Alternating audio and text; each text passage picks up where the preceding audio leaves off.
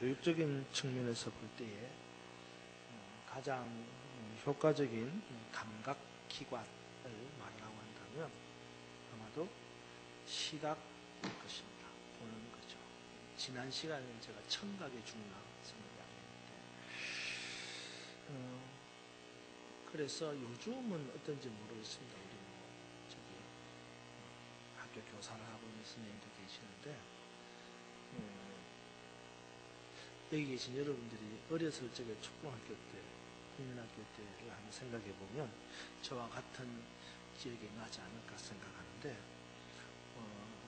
1년에 한 2번 정도는 환경미화를 한 적이 생각이 납니다. 그렇죠.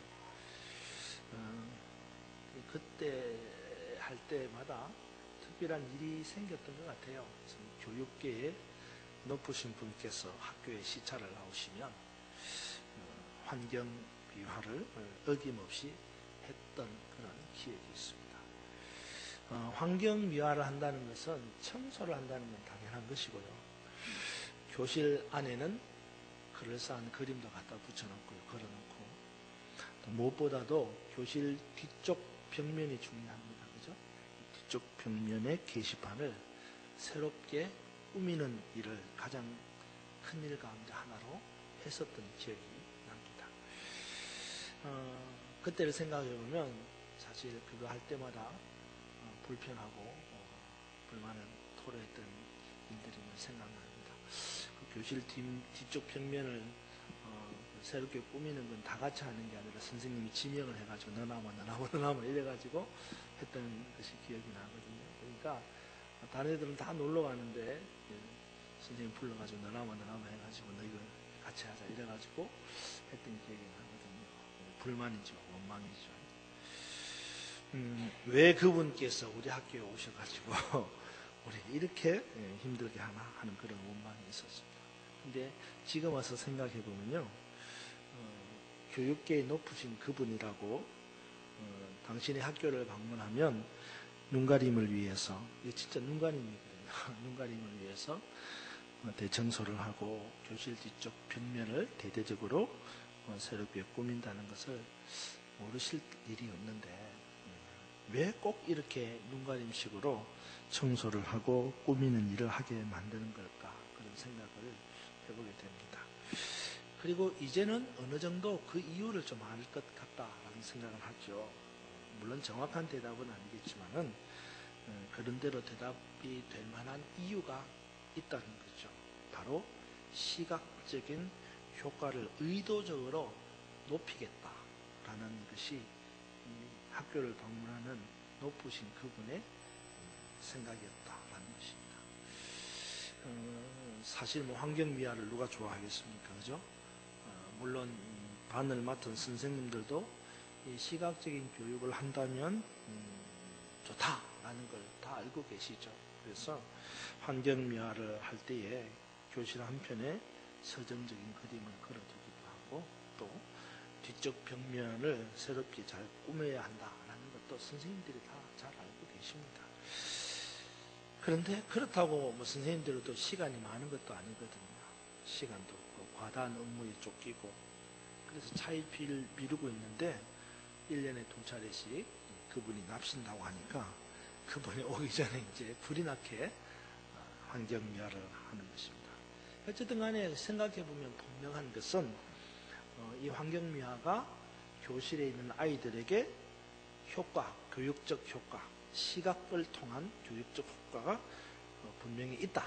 그래서 극대화하기 위해서 하는 일이다라는 것이 확실합니다. 사실 오늘 아침에 저희 교육자들과 함께 조례를 하면서 저도 우리 교회 교육전사님들에게 그런 부탁을 했습니다.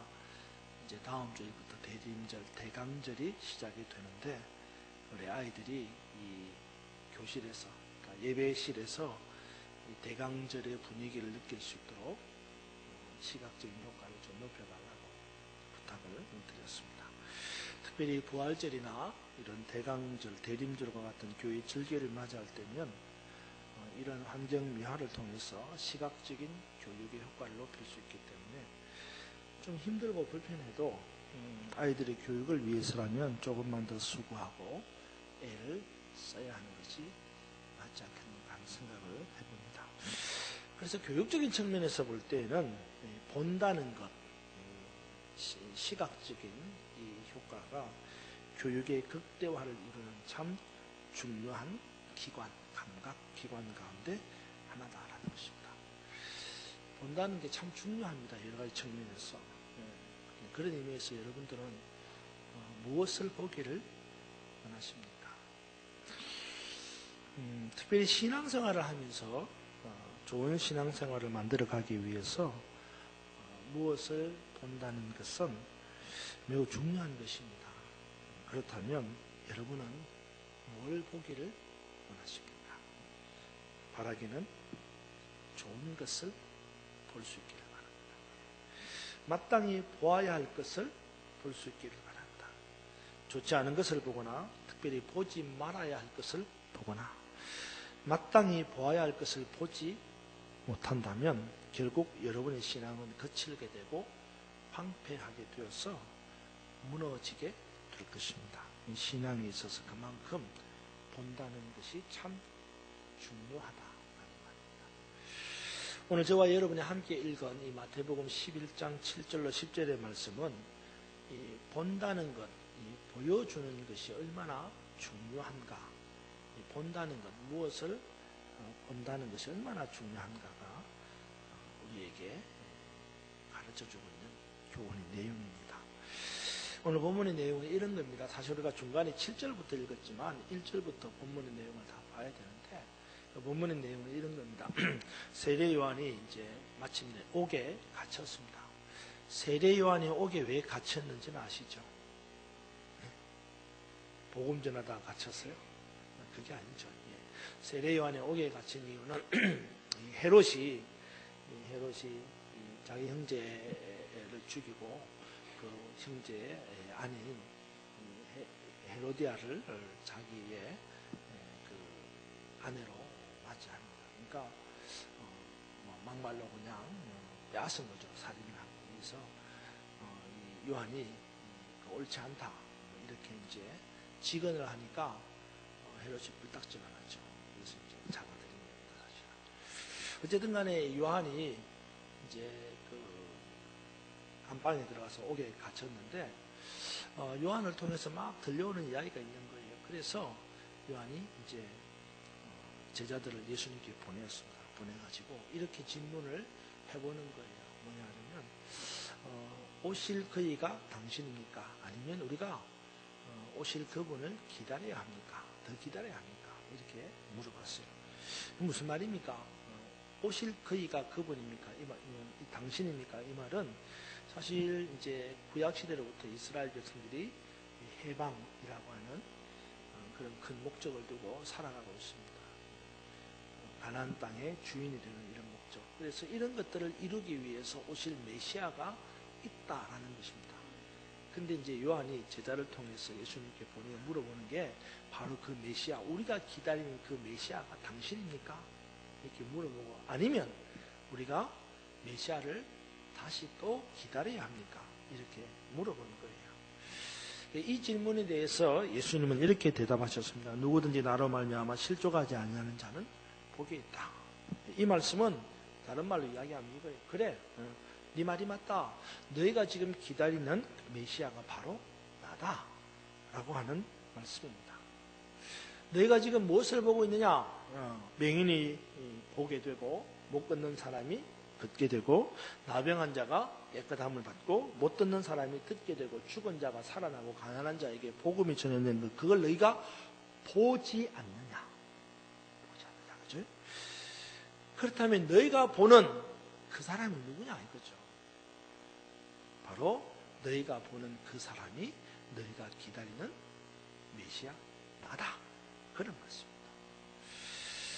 그런 말씀을 하면서 오늘 이제 예수님께서 우리가 읽은 그 본문에 대한 이야기를 하는 거죠. 뭐냐면 광야로 너희가 왜 나갔느냐? 광야에 간 이유가 뭐냐? 광야에 가서 뭘 보려고 광야로 나갔느냐? 이렇게 물어보는 거예요. 그러면서 광야에 가서 본 것이 흔들리는 갈대를 보려고 갔느냐? 아니면 부드러운 옷 입은 사람들을 보려고 갔느냐? 그도 아니면 어째서 너희들이 광야에 갔느냐? 무엇을 보려고 광야에 나갔느냐? 선지자를 보려고 갔느냐? 맞다. 예.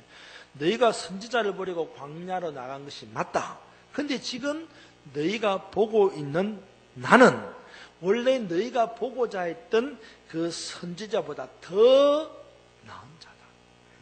원래 너희가 보고자 했던 선지자 요한은 내 앞에 보내어진 사람이고 내 앞길을 예비하라고 준비하라고 보낸 사람이고 너희가 지금 보고 있는 너희가 기다리는 그 메시아다. 이렇게 말씀해 주시는 것이 바로 오늘 저와 여러분이 함께 읽은 내용입니다. 그러니까 정리를 해보자면 이런 겁니다. 한마디로 너희가 보고 있는 내가 너희가 기다리는 메시아다. 이런 거죠. 왜냐? 이유가 뭐냐? 뭘로 증명하느냐? 너희가 지금 보는 거 아니냐? 뭘 봤느냐? 맹인이 눈 뜨는 거 봤지? 못 걷는 사람이 걷는 것 봤지? 나병 환자가 깨끗하게 낫는 것 봤지? 못 듣는 사람이 듣는 것 봤지? 죽은 자가 살아나는 것 봤지? 가난한 자에게 복음이 전하는 거 봤지? 예. 그러니까 너희가 지금 본 그것들을 통해서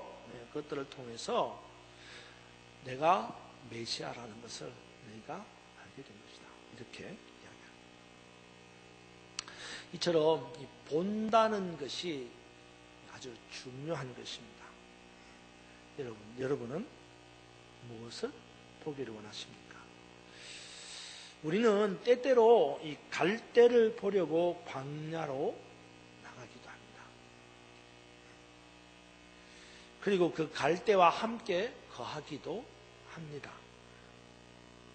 사실 갈대는요 아주 평범한 들풀입니다. 갈대가 아주 그냥 아주 멋있고 이런 거 아주 정말 미안합니다. 쓰잘데기가 없는 게 갈대예요. 아주 평범한 겁니다. 근데 우리는 그런 평범한 갈대를 좋아하거든요. 왜냐? 사실 요즘 세상들이 톡톡 튀는 사람들밖에 없잖아요.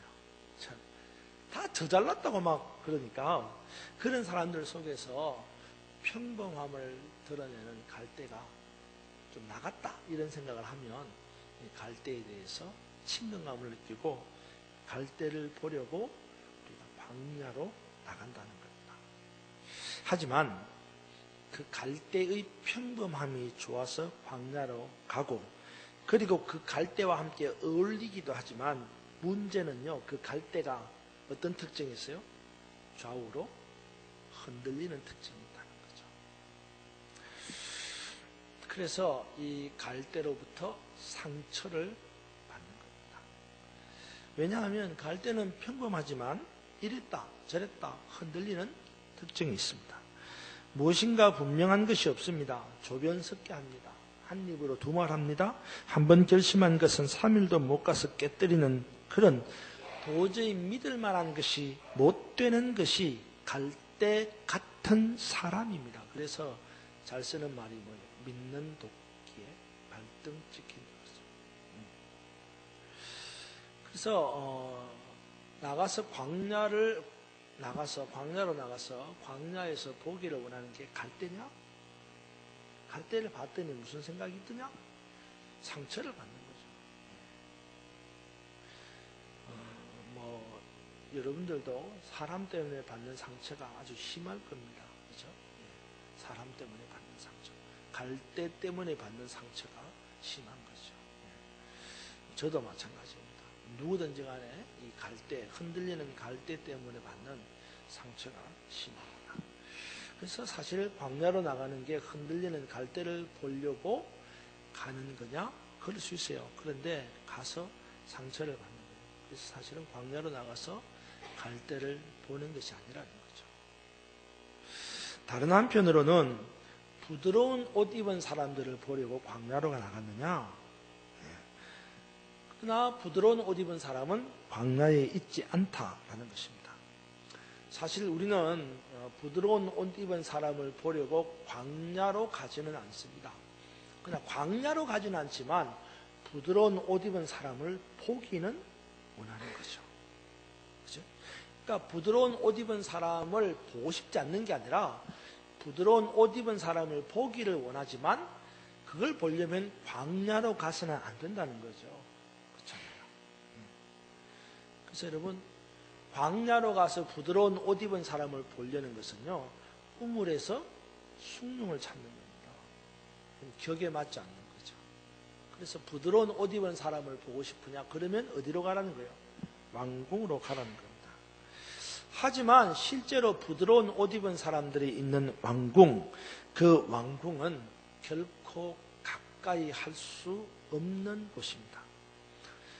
이 말은 좀 양면성이 있습니다, 여러분. 그러니까 부드러운 옷 입은 사람을 보려고 광야로 갔더냐? 이거 양면성이 있는 거예요. 하나는요, 부드러운 옷 입은 사람을 내가 가까이 하고 싶어도 가까이 할 수 없는 자리에 있는 사람들이다라는 거죠. 만날 수 없다는 거죠. 실제로 이 공간적인 사람들의 격리를 이야기하는 거예요. 그래서 부드러운 옷 입은 사람들, 지배층 사람들은 결코 공간적으로 분리된 다른 곳에 살고 있다는 거예요. 그래서 결코 쉬운 일이 아니죠. 만난다는 게. 그렇잖아요. 예수님의 십자가가 어디에 세워졌어요? 섬 밖에 세워졌습니다. 예루살렘 섬 밖에. 그래서 사실 이 3세기 신학을 하는 사람들이 성문 밖에 있는 그리스도의 십자가를 굉장히 중요시 여깁니다. 왜냐 그러면 부드러운 옷 입은 사람을 만나기 위해서 왕궁으로는 잘 못 들어가도 십자가에 못 박히신 예수님을 만나기 위해서 성 밖으로 나가는 건 쉽기 때문입니다. 무슨 말인지 알아요? 그래서 성문 밖에 있는 그리스도라는 이 주제는 이 3세기 신학을 하는 사람들에서 굉장히 중요한 이슈 가운데 하나입니다. 어쨌든 간에 부드러운 옷 입은 사람을 만날 수 없는 것은 한 단면이 공간적으로 격리되어 있기 때문입니다. 이처럼 광야에 나가서 볼 수 있는 것이 있는가 하면 볼 수 없는 것도 있습니다. 중요한 것은 볼 수 있는 것이어도 별다른 의미가 없다라는 것입니다. 광야로 나가서 무엇을 보았느냐? 갈대를 봤느냐? 의미 없다는 거죠. 또 광야로 나가서 부드러운 옷 입을 사람을 보느냐? 볼 수 없다는 거죠. 그러니까 정말로 광야에 나가서 제대로 뭔가를 봐야 된다는 겁니다. 뭔가를 봐야 된다는 거예요. 그럼 뭘 봐야 되느냐 이거죠. 오늘 성경은 우리에게 이렇게 말합니다. 광야로 나가서 뭘 봐야 되느냐? 갈대를 보는 것도 아니고 볼 수 없는 부드러운 옷 입은 사람을 보려고 하는 것도 아니고 광야로 나가서 바로 너희가 기다리는 메시아 예수 그리스도를 보아야 한다라는 말입니다. 그분은 갈대가 아닙니다. 그분은 부드러운 옷 입은 사람도 아닙니다. 그분은 흔들리는 분이 아닙니다. 그분은 우리와 떨어져 있는 범접한 곳에 있는 우리가 도저히 갈 수 없는 곳에 계시는 분이 아닙니다. 그분은요, 우리 곁에 계시는 임마누엘의 하나님이시라는 거죠. 그분은 눈먼 자를 보게 하시고 못 걷는 자를 걷게 하시고 또 나병한 자를 깨끗하게 고치시고 못 듣는 자를 듣게 하시고 죽은 자를 살리고 가난한 자에게 복음을 전하시는 분입니다. 우리가 그분을 마땅히 지금 보아야 한다는 겁니다. 근데 지금 우리는 그분을 잘 볼 수가 없습니다. 왜 그럴까요? 광야에서 숭늉을 찾는 겁니까? 아니잖아요. 왜 못 보는 겁니까? 중요한 것은 실제로 우리 눈에 보여도 보지 않는다는 거죠. 우리가 우리의 눈으로 예수 그리스도를 봐야 하는데, 근데 여러분들 예수 그리스도를 보려고 하십니까? 예수 그리스도를 보려고 하십니까? 우리 주변을 둘러보면 예수님이 보이십니까? 예수님을 보고자 하는 마음은 있는데 예수님이 안 보여서 답답하십니까? 우리가 그분을 보는 방법이 뭐냐라는 거죠.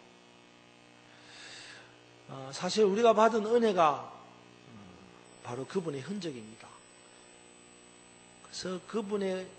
그분으로부터 받은 은혜를 통하여 예수님을 볼 수 있다는 거죠. 근데 못 본다는 거죠. 우리에게 일어난 수많은 기적들이 그분의 임재를 나타내는 것인데도 불구하고 우리는 그 임재를 통해서 그분이 우리에게 보여주신 기적을 통해서 그분의 임재를 보지 못한다는 겁니다. 그러면서도 우리는 더 많은 은혜를 구하고 더 많은 기적을 구하는 거죠. 제가 지난 시간에 말씀드렸죠. 홍해를 가르시는 하나님. 그래서 우리는 우리 삶에 계속해서 홍해가 갈라지기를 원한다는 거죠. 근데 그게 아니라는 겁니다. 정말로 홍해가 갈라지는 것은 그림자일 뿐이고 홍해가 갈라지면서 우리에게 보여지는 본질을 볼 수 있어야 된다는 겁니다. 이제부터 우리가 봐야 되는 것은 예수님의 그림자를 볼 것이 아닙니다. 그러니까 그분이 우리에게 베푸시는 은혜로 그분을 보는 게 아니라는 거죠. 그분이 우리에게 행하시는 기적을 통해서 그분을 보는 게 아니라는 겁니다. 우리가 정말 주님을 보는 방법을 새롭게 해야 한다라는 것입니다. 어떻게 하는 것이 주님을 보는 방법입니까? 제가 지난 시간에 말씀드렸죠. 우리 주님이 계시는 곳이 어디라 그랬어요? 세미한 음성, 세미한 소리 가운데 있다 그랬습니다. 다시 말해서 우리 주님은 말씀 가운데 계시는 분이다. 그러므로 우리가 주님을 보는 유일한 방법은 말씀을 보는 겁니다. 말씀이 육신이 되어 우리 가운데 거하시는 주님. 우리가 주님을 만나고 주님을 볼 수 있는 가장 좋은 방법은 바로 그 말씀을 보는 것이 주님을 보는 거다라는 거예요. 그런데도 우리는 말씀을 제쳐두고 은혜를 달라고 말합니다. 왜? 은혜를 통해서 주님을 보려고요. 우리는 말씀을 제쳐두고 기적을 보여달라고 합니다. 왜? 기적을 통해서 주님을 본다는 거죠. 제가 지난 시간에 열왕기상 19장을 말씀드리면서 하나님이 어디 계신다 그랬어요? 바람이 산을 가르고 바위를 부수고 땅에 갈라지는 지진이 있고 지진 후에 불이 일어나도 그 가운데 하나님이 계시지 않았다 그랬습니다. 하나님이 계시는 곳은 세미한 음성 가운데 계셨다라는 것입니다. 결국 이 세미한 음성이 하나님의 계시의 말씀이었다라는 것입니다. 그렇습니다. 우리 주님은 계시의 말씀 가운데 계시는 분입니다. 말씀이 육신이 되어 우리 가운데 거하시는 그분을 만나기 가장 쉬운 방법이 뭐냐? 은혜도 아닙니다. 기적도 아닙니다. 이미 우리에게 주어진 이 계시의 말씀을 보는 것이 주님을 만나는 가장 좋은 방법이다. 사랑하는 여러분, 지난 한 주간 여러분들이 이 계시의 말씀을 얼마나 많이 보셨습니까? 말씀 속에 나타나는 주님을 만나보셨습니까? 더 이상 우리에게 무슨 기적이 또 필요합니까? 계시의 말씀보다 더 확실한 은혜가 어디에 있을까요? 계시의 말씀보다 더 분명한 기적이 또 어디에 있겠느냐 말입니다. 여러분, 이 한 주간을 보내면서 무엇을 보기를 원하십니까? 바라기는 계시의 말씀은 성경을 보면서 이 속에 비추어진 우리 주님, 이 속에 나타나신 우리 예수님을 보는 여러분이 되기를 주님의 이름으로 축원합니다. 제가 주보를 만들면서 구역 보고서를 보거든요. 구역 보고서 보면 점점점 구역에서 성경 읽는 숫자가 줄어드는 것 같아요. 여러분, 이 한 주간을 보내면서 성경을 보는 것, 그것은 곧 주님을 보는 것입니다. 기적을 통해서 주님을 보는 것도 아니고 은혜를 통해서 주님을 보는 것도 아닙니다. 말씀을 볼 때에 주님을 보게 되는 것입니다. 주님을 보는 자가 복된 자라고 성경은 이야기합니다. 보는 것만큼 확실한 것이 없습니다. 보면 모든 것이 해결됩니다. 말씀을 쳐다보는 한 주간이 되기를 바랍니다. 그 말씀은 우리 주님의 몸입니다. 이 한 주간 이 하나님의 말씀에 깊이 들어가서 말씀을 바라보는 삶이 있어서 말씀 속에 계시는 주님을 만남으로 영적인 감격과 기쁨이 충만하기를 주님의 이름으로 축원합니다.